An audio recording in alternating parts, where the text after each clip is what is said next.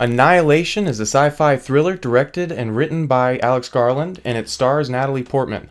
To quote the guy sitting behind me in the theater, oh my.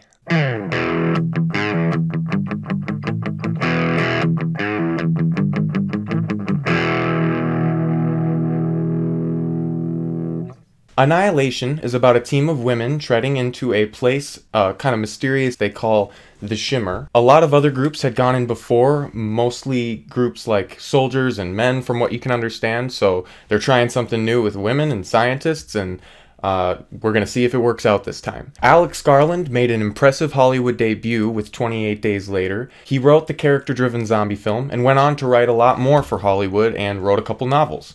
He even did 2012's Dread, which I really liked, and then 2014 he did his directorial debut with Ex Machina. Now, a lot of people who like sci-fi consider this one of the best sci-fis in years. I myself being one of them. I thought it was excellent. And in my opinion, Annihilation is the perfect follow-up. He used his skills with writing to adapt a novel by Jeff Vandermeer, and I think he did so brilliantly. He was able to helm a truly original film, exploring deep themes without straying from a thought-provoking, thrilling sci-fi. Natalie Portman stars as Lena. She's a biologist with military background. I really loved her in this movie. She did a great job being able to emote the character, but also show that character's emotion with something as simple as a close-up on her face. I actually remember some of those moments just as well as some of the big cinematic ones. Oscar Isaac plays Lena's husband, and while he doesn't have nearly as much screen time as I thought he would, while he's on the screen, his acting is subtle and great, kinda expected from him.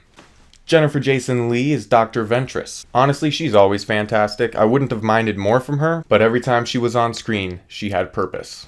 Gina Rodriguez, Tuva Novotny, and Josie Radek were the other three members of the team. I honestly think that Gina Rodriguez had a lot more to work with as far as script goes, but all three of them just suffered a little bit from lack of character depth. For a movie as long as it was, I felt they could have spent a little bit more time getting us to know each member of the team, rather than just Natalie Portman and a little bit of Jennifer Jason Leigh in the background. Needless to say, all three characters did have some great moments. I could have used more. I think visually, this is going to be a movie I'll be talking about for the rest of the year and maybe years to come. There are some truly beautiful moments, shadowed by some extremely dark and terrifying moments, equally beautiful. But honestly, what really did it for me was the design of the world, this place, the Shimmer. I don't want to get too into it because honestly, you should really experience it for yourself, but the production design, the world building, it's really brilliant in this film. I loved it. The director of photography for this was Rob Hardy. He actually worked with Alex Garland on Ex Machina as well. You still get that feeling, that sense of claustrophobia in some scenes, and he plays with this bigger open jungle type world really well. I loved his use of color. It was really brilliant. There were literally moments I caught myself with my jaw hanging open. As I said before, Garland adapted the movie from a novel. I haven't actually read the novel for myself, but I have had a few friends who have, and based on what they've said, and honestly based on the movie I just saw, I think it was a really bold move of him to helm this. I don't know if there was already a script kind of floating around and he worked with it, or if he just went for it, but it's definitely not going to be for everyone. It was in two parts, a character-driven adventure story and a extremely thought-provoking sci-fi. That thought-provoking sci-fi part might not tickle everyone's fancy, it definitely did mine, but the ideas tackled in this movie are a little bit far-reaching for what most mainstream cinema has to offer.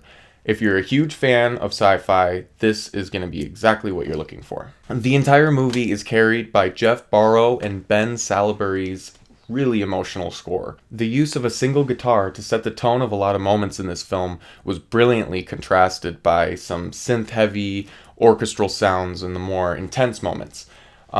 They did a brilliant job working with this movie, and I'm really excited to see what they have to offer in the future. I have to applaud Garland for piecing together what may be one of my favorite sci-fis in recent years. It's beautiful, thought-provoking, terrifying, and will leave you with your mouth hanging open. I give Annihilation a 9 out of 10. Thank you guys so much for watching. Feel free to subscribe for more. And if you want me to review a movie that you love, feel free to put it in the comments. I'll go right for it.